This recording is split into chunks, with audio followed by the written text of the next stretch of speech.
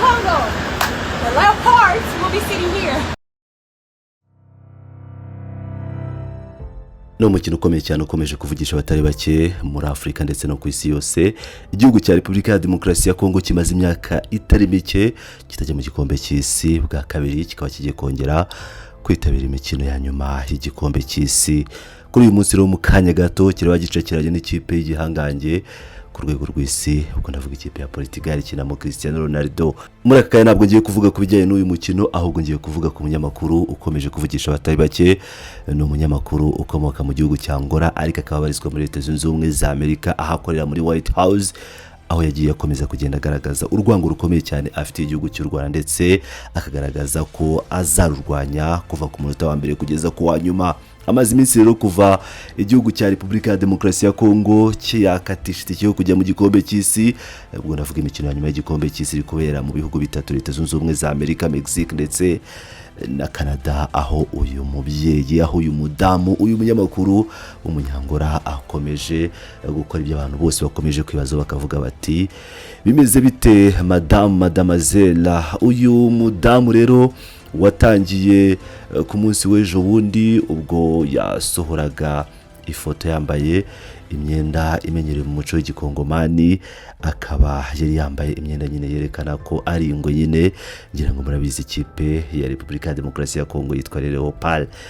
Uyu rero hariya na Velas Victoria, uyu munyamakuru akomeje kugenda agaragaza ko ashyigikiye ikipe y'igihugu ya Repubulika ya Demokarasi ya Kongo. Ibi ngira ngo tubihuje n'abanyarwanda benshi batandukanye, usibye ko Repubulika ya Demokarasi ya Kongo ari igihugu cya Afrika, ni igihugu cya Afrika y'Uburasirazuba, ndetse kikaba igihugu abanyarwanda benshi biyumvamo, na cyane ko iki gihugu kiri mu by'ukuri mu bihugu abanyarwanda bakwiyumvamo kurusha no kwavuga ngo Tanzania yajya mu gikombe cy'isi cyangwa ibindi bihugu duturanye.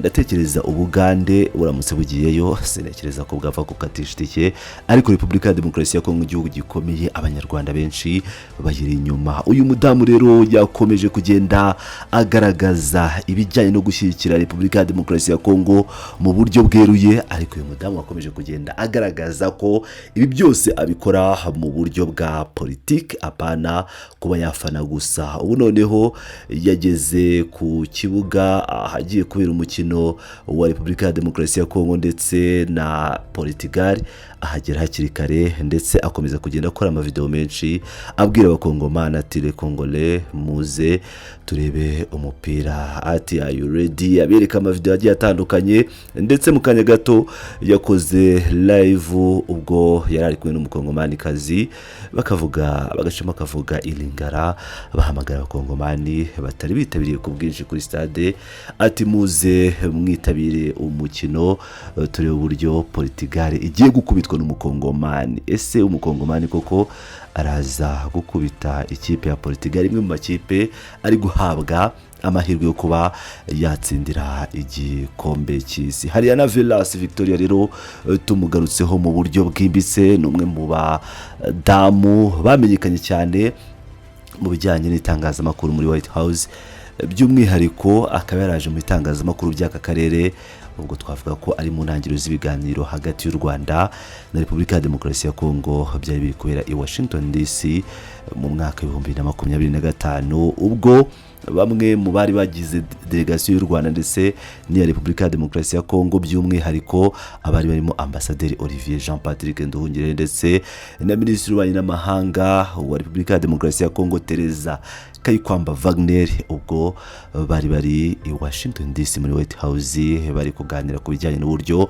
amahoro yagaruka mu karere k'ibiyaga bigari. Uyu mudamu wamaze kugaragarizwa n'umukuru w'igihugu cya Repubulika ya Demokarasi, n'umukuru w'igihugu mubabarire, n'umukuru w'igihugu cya Leta Zunze Ubumwe za Amerika, akaba na wundi ari Perezida Donald Trump, akavuga ko ari mwiza ku isura, ibyo byanasheka ko ntawe bishidikanyaho, akavuga ko amufana, amwemera. Ibi byatumye akomeza gukaza umurego. Nyuma yaho rero yakomeje kugenda abaza ibibazo bisa nk'ugukasa u Rwanda, ndetse biza gutuma yurira rutema ikirere azi Kinshasa, za mu gihugu cy'u Burundi Bujumbura. Ibibazo yabazaga yaba Tshisekedi, yaba Trump, yaba Perezida w'u Burundi bakoranye ikiganiro nawe kirekire, navuga ko ibyo bibazo byose byabaga ari ibibazo bishinja u Rwanda, ibibazo bisebya u Rwanda, ibibazo bivuga ko u Rwanda rwateye Repubulika ya Demokarasi ya Kongo mu buryo bumwe cyangwa ubundi.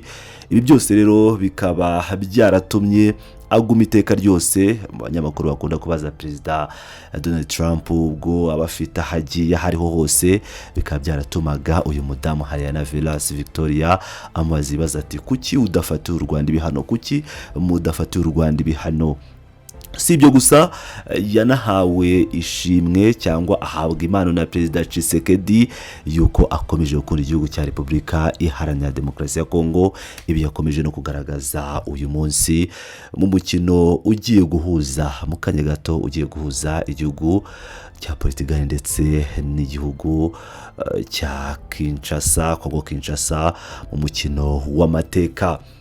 Uyu mudamu rero si ibyo gusa byo kuganiza abakuru b'ibihugu muri propaganda ya Kinshasa cyangwa guhabwa impano yaba Bibiliya itaravuzweho rumwe, dore ko yavuzwe ko yaririmo akavagari k'amafaranga atari Bibiliya ya nyayo, ahubwo cyari nk'igikoresho cyo kwerekana ko bamuhaye impano, ariko yari ifite byinshi ihishe nk'uko abantu benshi bakomeje kugenda babigaragaza. Hariana Velas Victoria, uyu mudamu w'umunyangora uvuga igipolitike ndetse n'icyongereza neza, akaba rero yarakomeje kugenda akora ibikorwa bya propagande ndetse na Tshisekedi bahura ntibatinya gusomana mu ruhame imbere ya kamera, bigaragaza neza cyane ko uruhande arimo atari urw'umunyamakuru w'umunyamwuga, ahubwo ari umunyamakuru ufite uruhande abogamiyeho ndetse wemeye akica amategeko yose y'itangazamakuru. Yakoze ingendo zitandukanye n'ibyo muri White House, mu nteko ishinga amategeko noneho ya Leta Zunze Ubumwe za Amerika,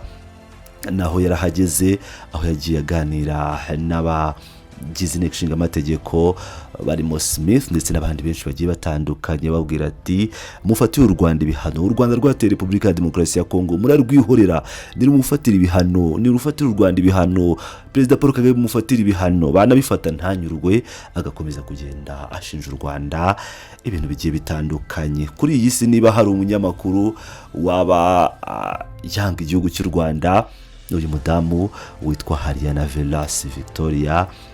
Impamvu ntawo zizi mu buryo bwagutse, ariko igihari nuko yakomeje kugenda agaragaza uruhande abogamiyeho. Uyu munsi akaba yitabiriye umukino uri buze guhuza ikipe ya Politic ndetse n'ikipe ya Repubulika ya Demokarasi ya Kongo, urabera i Houston Stadium, aho ni muri Leta Zunze Ubumwe za Amerika, aho na Perezida Tshisekedi Chilombo nk'uko byamaze gutangazwa araza kwitabira uyu mukino. Biraza kugenda bite rero?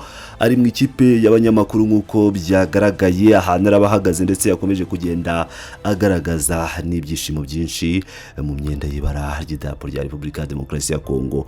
Ese uku ni ugukunda football? Ese ni politike yivanze n'imikino? Reka dutegereze nk'ibisanzwe, ngira ngo mwese murabyibonera nk'ibisanzwe. N'ubundi ni Pilot News TV, mukomeze mane nanjye ndakomeza kugenda bagezaho akantu ku kandi, amakuru agenda agerwaho muri politike mpuzamahanga, kandi namwe mwaduye ibitekerezo mukatubwira ese uyu mudamu Hariana Velas Victoria mumubona mute? Muramubona mute noneho ku bijyanye n'uyu mukino wa Politic ndetse na Repubulika ya Demokarasi ya Kongo, ubwo ndavuga Kongo Kinshasa? Murabibona mute? Mudusigiye igitekerezo hasi, wibuka gukanda like na subscribe, muri abagaciro.